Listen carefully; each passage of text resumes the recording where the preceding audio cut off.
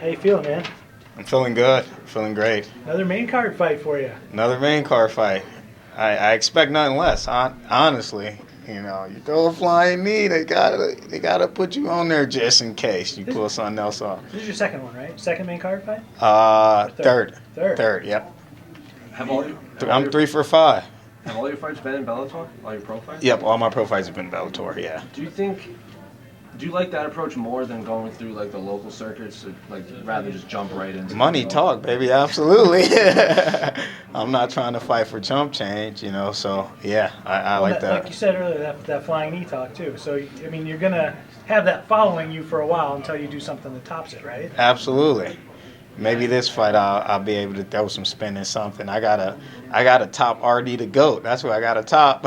Are you getting used to this? Being in front of the lights and doing media and being on the main card as Jose mentioned. Are you getting used to it? I've been used to it. It's same thing with wrestling.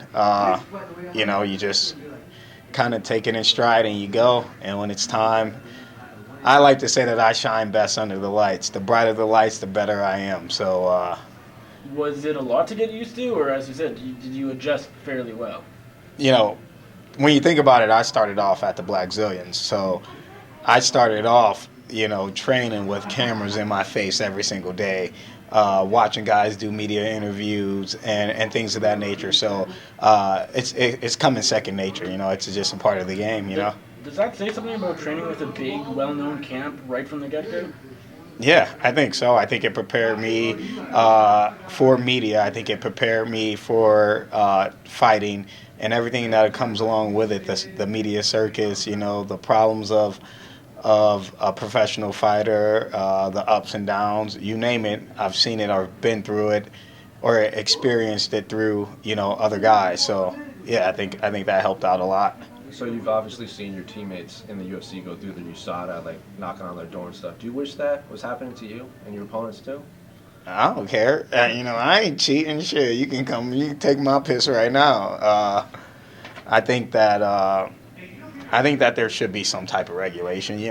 Just because everybody isn't honest. You know what I mean? Everybody's not honest, and there's some guys, I ain't gonna call out no names, but they looking a little too thick for this division. So, hell, who knows? Maybe in that featherweight tournament, they'll bring out some testing and see how the cards fall down then. Well, you brought it up. Are you looking to get in that tournament? I better be in that tournament. It's $1 million. I need to be in that tournament. Say no more. I'm ready for it. Anybody that they can bring, anybody that's in this weight class, I can strike, I can wrestle. I've got a nice BJJ background, and I've got some good submissions and chokes that no one's seen yet. I've got some striking skills that no one's seen yet. So I'm way more than a wrestler. There's no fake confidence here. It's all real. Is the money more important than the belt at the end of that tournament? Yeah. I mean, at the end of the day, a belt's cool, but money talks. That's what makes the world go around. I ain't fighting for a belt. If I get the belt, great, but at the end of the day, I'm fighting, to take care of myself, take care of my family, invest in some of the apps that I'm building, different things of that nature. It's belt's a belt, it's a piece of hardware. Shit's gonna sit on the shelf, money. You can do a lot with some money, baby. Do you feel like people, focus on belts almost too much? Because some are totally opposite. Some prioritize the belts more than money. Do you feel like people take it, priorities belts over money too much, or? I think that there's two different ways that you can approach this game. The first way is let me play safe, fight all the right people, and then get to the belt. Or you can be like, I'm on a fight, whoever they throw my way, as long as that check clears and the zeros are behind it. I'm about the zeros, man. So, I'll fight anybody as long as the money's right. How crucial is it for you to get a big finish and kind of have another statement performance on Saturday so that you can kind of make your case to Scott and all the powers that be that you need to be one of those 16 guys in the tournament? I didn't even think about that until you just, came up with that question, to be honest. Sorry. It's all good. No pressure, man. Well, at the end of the day, I have to go out there and get a finish. I want to go out there and get a finish. I'm going to go out there and get a finish, and I'm going to dominate them. And, if they choose to put me in the tournament, great. If they don't choose to put me in the tournament, as far as I'm concerned, I'm the only prospect that's kind of worked his way into Bellator off of a 8-0 amateur career, delivered with a flying E and got paid next to nothing for it, made ESPN.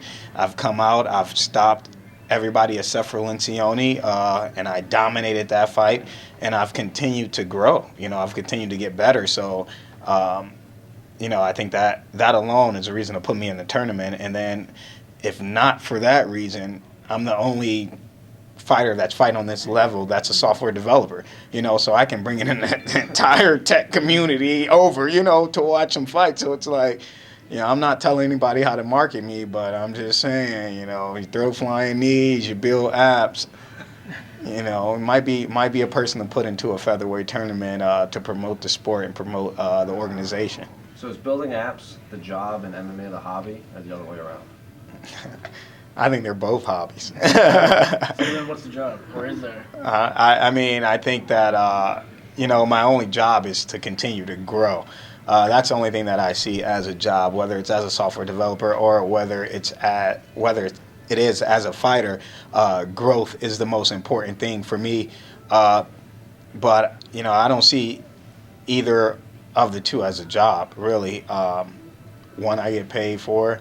The other I'm starting to get paid for, so it's just like, kind of is what it is.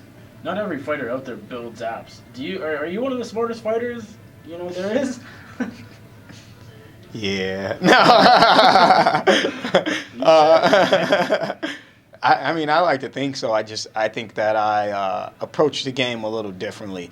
While other guys are in between training sessions, playing video games or watching Game of Thrones or something like that, I'm utilizing my time to prepare for a life, one, outside of fighting, after fighting, and two, to preserve my brain. You know what I mean? Like, if you don't use it, you start to vanish a little bit. Things start to vanish. And so I think that as far as what I choose to do with my time and the way that I approach the fight game in terms of tactics and overall training, I think I am one of the smartest fighters Bellator has ever had the privilege of employing.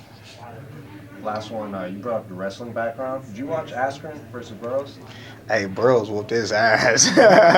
but there's levels to everything. Yeah. There's levels to everything, man. And Askren knew what was going to happen to him. He's not an idiot. He's a smart guy. Even though he's a smart guy.